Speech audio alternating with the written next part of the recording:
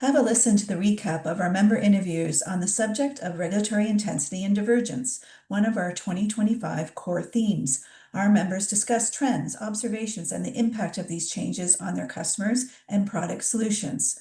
Full interviews can be found on our website. Enjoy.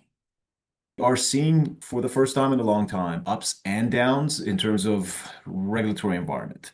For decades upon decades, regulations would always layer on top of each other. What we're seeing in the US market is, hey, can we take some of these regulatory expectations down a notch? We want to do right by our investors. We want to do right by our advisors, right by our clients, ultimately, and mitigate these risks so that you can build a better business over the long term. We have seen a huge number and increase in the number of critical data elements and then ensuring accuracy. Even though there's a huge amount of changes, we are seeing the harmonization has been very consistent. Have you seen any shifts towards technology or process automation? We have, yeah. There's been some trends that we have seen in terms of the validation requirements when setting up data element field recons. Adeline, what are your observations of the CRTA's theme of regulatory intensity and divergence? Post global financial crisis, we saw much more global cooperation